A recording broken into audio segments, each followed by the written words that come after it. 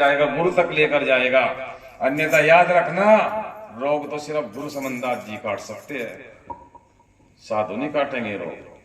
साधु ने तो मार्ग ले जाया है वहां तक, बस साधु ने गुरु तक मार्ग लेकर गया है, लेकिन रोग काटने वाले कौन है, पद में मिलाने वाले कौन है, सुख देने वाले कौन है। अब हमने तो ये बहुत सारी बात देखी है कि हमने उसी साधु को सतगुरु मान लिया, उसी को अपना सब कुछ जान लिया, वही बंधन छोड़ने वाला मान लिया, लेकिन उसके पीछे ये नहीं देखा कितना लेप है। गुरु प्रेमियों, बंदे को बंदा मिला, कौन छुड़ाए बंद, बंदगी करो निर्बंध की, पल में काट दे फंद। जब स्वयं वो बंधन में है तो तुम्हारे कैसे बंधन काटेगा।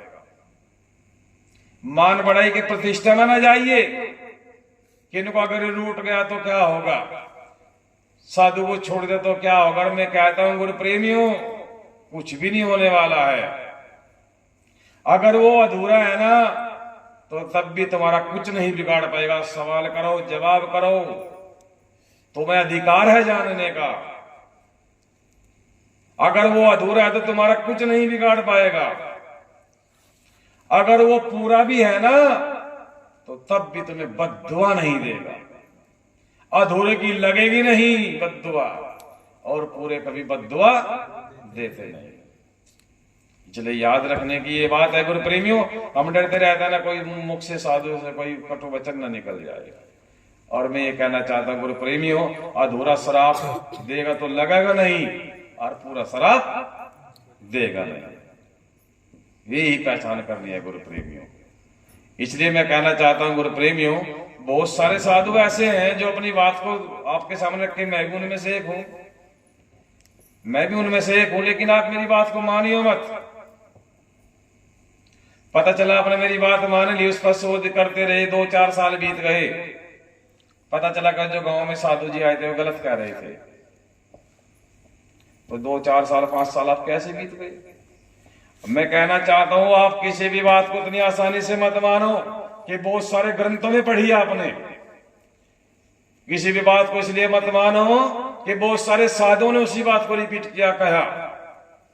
मैं कहता हूं पहले किसी भी बात को मानने से पहले जान लो। मानना इतना जरूरी नहीं है जितना उस बात को जानना जरूरी है। और जब किसी बात को जान जाओगे तो फिर धोखा नहीं रहेगा, फिर कोई समय बर्बाद नहीं होगा। मानना है शोध करके, प्रैक्टिकल करके मान लेना। अन्यथा को जो मुख से बात निकली मान ली तो वो क्या मानना। तभी मानोगे आप जब उस पर शोध कर लोगे, प्रैक्टिकल करोगे, रिसर्च करोगे उस पर। इसलिए खुद की जो कसौटी पर खरा उतर जाए, खुद की दिमाग विवेक पर कोई चीज सही है तो मान लो, और खुद की कसौटी पर खरी नहीं है तो छोड़ दो।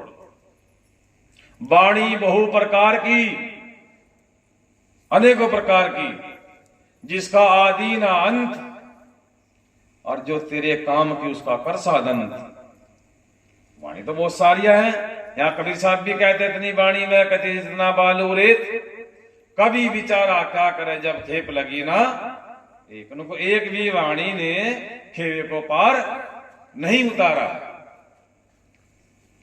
तो वाणी तो नाना प्रकार की है, लेकिन उन वाणियों में जो तुम्हारे काम की बातें हैं, तुम्हारे योग्य है, उसको ग्रहण कर लो। सत्संग तो रोज करते हैं आप, अच्छे अच्छे वक्ताओं की वाणी आप मोबाइल के माध्यम से भी सुन लोगे। आप जिस साधु सन्यासी की सुनना चाहते हो उसी की रिसर्च करो, यूट्यूब पर सुन लो। लेकिन विचार अपने अंदर उत्पन्न होना, उसको गहनता से मानना, अमल करना, ये तुम्हारा खुद का काम है। ये तुम्हें खुद करना पड़ेगा गुरु प्रेमियों। किसको कहते हैं सत्संग? सत्संग किसको कहते हैं? कोई भी जवाब दे सकता है। मेरा ये नहीं है कि मैं किसी सवाल कर रहा हूं। कोई भी आप में से बैठकर विचार सुन सकता है, अपना बात भी रख सकता है अपनी। किसको कहते हैं सत्संग? सत और संग, दोनों में एक हो जाना है ना। सत्य के संग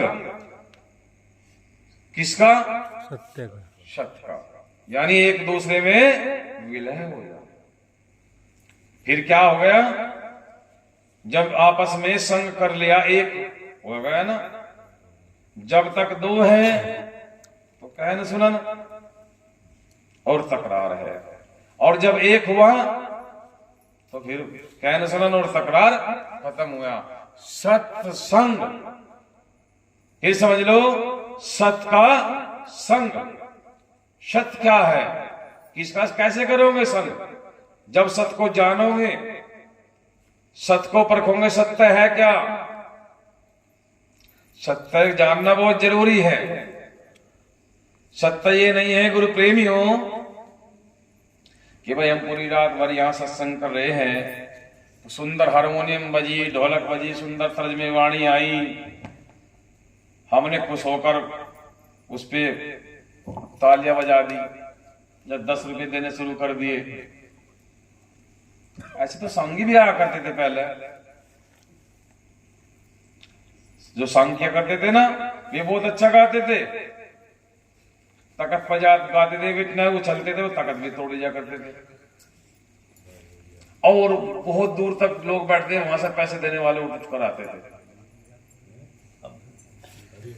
गाना बजाना एक अलग चीज है। गाने बजाना जो गुरु महाराज की वाणियों के द्वारा गायन होता है, जो गुरु महाराज की वाणी शब्द के द्वारा गायन होता है ना, उनके अंदर जो रहस्य भरा है उस पर प्रकाश डालना जरूरी है। वही सत्य छुपा है उसी में। आपने गुरु समनदास जी का उपदेश सुना होगा। गुरु समनदास जी कहते थे इनको अपनी सत्ता को जान लो। गुरु समनदास जी कहते थे अपनी सत्ता को जान लो, अपनी सार पहचान लो। होगा तुम्हारे घर में सत्संग, कहां भागे फिरोगे, कहां ढूंढते फिरोगे सत्संग को। सत्संग तो हमारे घर के अंदर है। सत्संग जिस शरीर को आप लिए बैठे, यही तो सत्संग, यही तो घर है, और इसी में सत्संग है, इसी में तो सत्संग है। अब वो जान लो गुरु प्रेमो, सत्संग इसमें कैसे है। जिस देह में आप विराजमान हो, इसी देह में तो देखा है ना आपने गुरु जी को, या किसी और देह से देखा है? इसी देह में देखा ना, इसी में देखा ना, मनुष्य चोले में ही। और इसी मनुष्य सो चोले को पाने के लिए देवी देवता भी तरस रहे हैं। वे भी कहते हैं इनको गुरुदेव ये चोला दोबारा फिर मिल जाए। और जिस चोले में संसार के मालिक सतगुरु हमारे रहबर इसी चोले में दिखाई दिए हमें, इसी चोले में आकर उपदेश किया, प्रचार प्रसार किया, और यही चोला आपके पास है। यही 5 तत्व 25 प्रकृति 3 गुणों से आपका शरीर बना है, और इसी चोले में वो शक्ति प्रकट होती है, इसी में वो प्रवेश होती है। लेकिन वो कब होगी? जब ये चोला शुद्ध होगा। और शुद्ध नहीं है तो वो चीज वहां नहीं है। बता दिया सब घट मेरे साइया, सोनी सेज ना कोय, बलहारी वा घट में जामे प्रकट होए। सब घट के अंदर है वो वस्तु, लेकिन प्रकट कहां पर होगी? जहां पर शुद्ध और पवित्रता होगी, जहां पर शुद्ध और पवित्रता होगी। अब समझ लो गुरु प्रेम इस बात को